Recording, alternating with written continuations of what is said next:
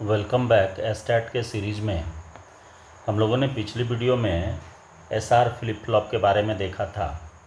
तो main problem SR flip flop में आपको जस्ट मैंने बताया भी था कि यदि आप इस टेबुलर फॉर्मेट को आप ध्यान से देखे होंगे तो यहाँ पर आपको देखने के लिए मिला होगा कि ये देखिए, जब आपका दोनों वन हो जाता है यानी एस भी और आर भी, और इसके साथ ही साथ क्लॉक पल्स भी वन होता है, तो इस केस में आपका दोनों क्या है, फॉरबिडन है, यानी कि इसको ये बर्दाश्त नहीं कर सकता, इस पर ये आपका फेल कर जाता है।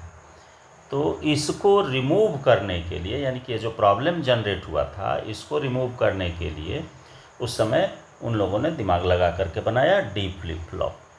डी फ्लिप फ्लॉप क्या करता है कि देखिए कि डी डिले को कहते हैं, कि जैसे वहाँ पर दो इनपुट एक साथ हो रहा था, यहाँ पर दो इनपुट एक साथ नहीं करके, एस और आर को एक साथ इनपुट नहीं करके डी के रूप में इनपुट लिया गया और उसी का जस्ट अपोजिट यानी कि इन्वर्टेड वैल्यू दूसरे वाले नैंड गेट में भेजा गया।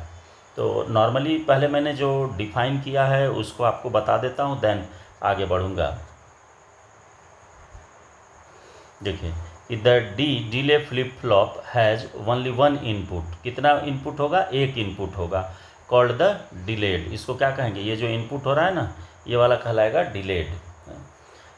एंड टू आउटपुट्स, और इसका आउटपुट कितना होगा? दो। कौन कौन? क्यू और क्यू डैश। दो आउटपुट जनरेट हो ही रहा है, ये क्यू और Q dash. It can be constructed from an S R flip flop by inserting an inverter between S and R. दोनों के बीच में एस और आर जो डायरेक्ट हम लोग इनपुट कर रहे थे, उस एस और आर को इनपुट करने के जगह पर एक इन्वर्टर को यहाँ यूज कर दिया गया। And assign the symbol D, और उसको किस सिंबल से रिप्रेजेंट किया गया? डी से, टू द एस इनपुट। क्योंकि जो भी हम इनपुट करेंगे वो आपको क्या होगा कि एक इन्वर्टर के रूप में ट्रांसफ़र किया जाएगा इसमें एस आर के अंदर। अब देखिए, इसका यदि हम देखें कि नैंड गेट से कैसे इसके सर्किट को डिज़ाइन किया जाता है, तो देखिए यहाँ तक आपका वही है एस और आर, ये आपको समझ में बात आ रही है। यहाँ पर थोड़ा सा चेंजेस है, ऑलमोस्ट पिछले वाले के तरह है, आप देख सकते हैं। हमने पिछले जो क्लास में बताया था उसको मैं आपको दिखाता हूँ जस्ट। हाँ, ये देखिए, ये जस्ट यही है, आप देख सकते हैं NAND based S R flip flop जो बताया था। तो यहाँ पर था कि एस आपका और आर दोनों सेपरेट इनपुट हो रहा था, और इस जगह पर क्या हो रहा है कि इसके बदले यूज कर दिया गया कि इसको डी को। देखिए आप, सिर्फ बदला क्या? डी, और डी का कॉम्प्लीमेंट 2 में पास हो रहा है। तो इसका मतलब है कि डी का वैल्यू यदि 1 होगा और क्लॉक 1 हो जाए तो उस केस में 1 वाले गेट से, यानी इससे आपका वैल्यू पास हो जाएगा, और नीचे वाले में जस्ट उसका अपोजिट आ जाएगा। तो अपोजिट आएगा तो वैल्यू पास होगा। तो यहाँ पर देखिए एक चीज़ और थोड़ा सा कंसस होने की बात है, यहाँ से 1 आएगा, तो 1 आएगा तो इसका क्या होगा? अपोजिट हो जाएगा, आगे नोट गेट है। तो नोट गेट है, तो यदि ये 1 रिटर्न करता है तो यहाँ से वैल्यू जनरेट होता है कितना? 0। तो एस 0 हो जाएगा, और नीचे वाले में आएंगे तो देखिए यहाँ इन्वर्टेड वैल्यू ट्रांसफ़र होगा 2 में। तो 2 में जो इन्वर्टेड वैल्यू ट्रांसफ़र होगा, तो यदि हम डी का 1 दिए हैं तो ये 0 देगा, और क्लॉक 1 हुआ तो 0 और 1 हो गया, तो ये 0 रिटर्न करेगा, और इसके आगे लगा हुआ है नोट, तो नोट लगा है तो ये 1 हो जाएगा, ये हो जाएगा 0, और देन ये आगे सप्लाई कर देगा। तो इसी को अब आपको समझना है। तो देखिए इसमें हमने क्या किया कि एस आर का ब्लॉक डायग्राम तो यही था, अब इसी के साथ सिर्फ इन्वर्टर लगा दिया गया, जहाँ एस और आर को सेपरेट। पिछले वीडियो में आप देखिएगा हमने इनपुट दिया था कि एस को अलग, आर को अलग, और यहाँ पर क्या कर दिया कि एस और आर डी से ही दोनों को निकाल दिया गया। डी है, डी का कॉम्प्लीमेंट आर में चला गया, और डी का ओरिजिनल जो है वो एस में चला गया, और उससे क्यू और क्यू डैश आपका रिप्रेजेंट होगा। अब इस ऑपरेशन में जो ऑपरेशन आपका चला इसमें कैसे हो रहा है इसको थोड़ा सा समझने की बात है। देखिए कि ऑपरेशन कैसे होगा, तो पहला पे देखिएगा, केस 1 मैं लेकर के चल रहा हूँ। When the clock input is low, बात को ध्यान दीजिएगा, क्लॉक का इनपुट यदि लो है तो इसका मतलब है कि इनपुट होगा ही नहीं। The D input has no effect, तो किस पर, आपका क्यू और क्यू डैश पर कोई इफेक्ट इसका नहीं होगा, यानी कि चूंकि सर्किट ही ऑन नहीं होगा, जब तक क्लॉक 1 नहीं होगा तब तक ये वैल्यू आगे नहीं पास है। Since the set and reset input of NAND flip flop are kept high, उस केस में वो क्या रहेगा, हाई भी रहे, लेकिन उसके बावजूद भी यदि क्लॉक ऑफ है तो कोई काम नहीं करेगा। अब आइए नीचे कि when the clock goes high, clock जो है वो क्या हो रहा है, हाई हो जा रहा है।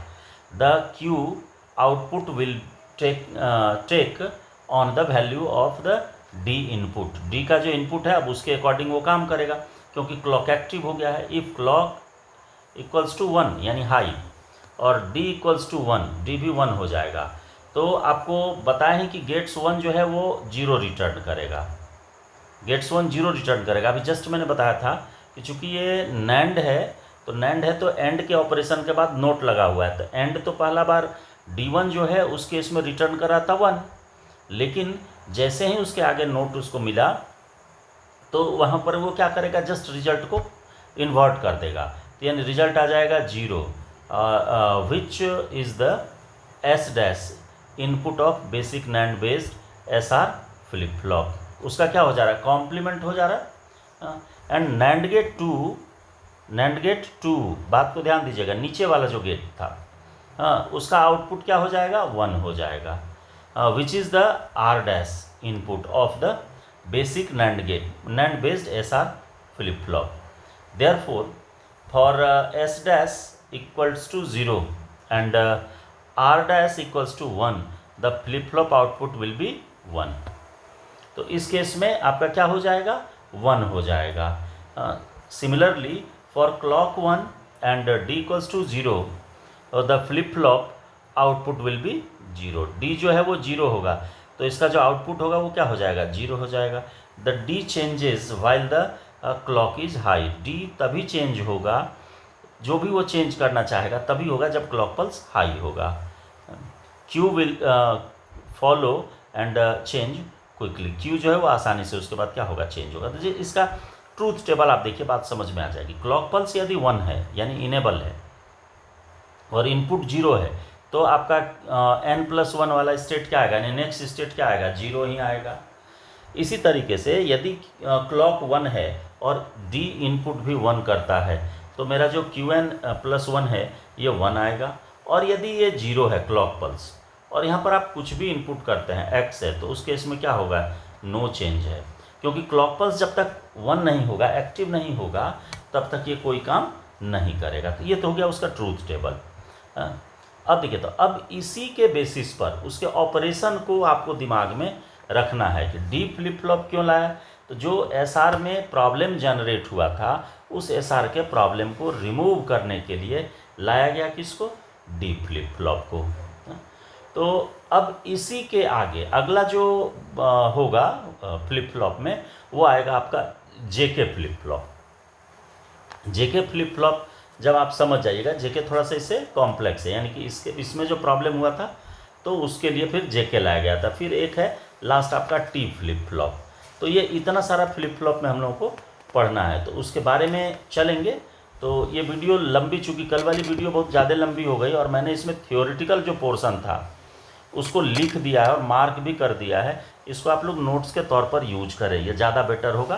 क्योंकि एक बार मैंने बताया, दोबारा आप इसको समझिए, पढ़िए, देन यदि क्वेरी हो तो आप रेज कीजिए, आप मुझसे क्वेरी करिए, मैं बताऊंगा। और बहुत ही जल्द फिर से टेस्ट सीरीज इसका स्टार्ट करूंगा, लेकिन उसमें भी थोड़ी सी समय लगेगी, कुछ और भी टेक्निकली कुछ व्यवस्था करनी है, तो देन मैं स्टार्ट करूंगा बहुत जल्दी।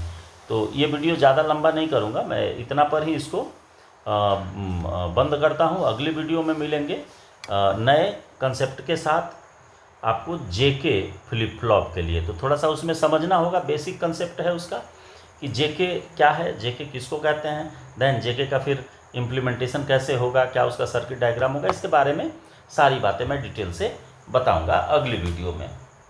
मैं कोशिश करूँगा कि कल ही उसकी अगली वीडियो, यानी कि संडे है, मैं संडे को इसका अगली वीडियो दे दूँ आपको। तो मिलते हैं अगली वीडियो में।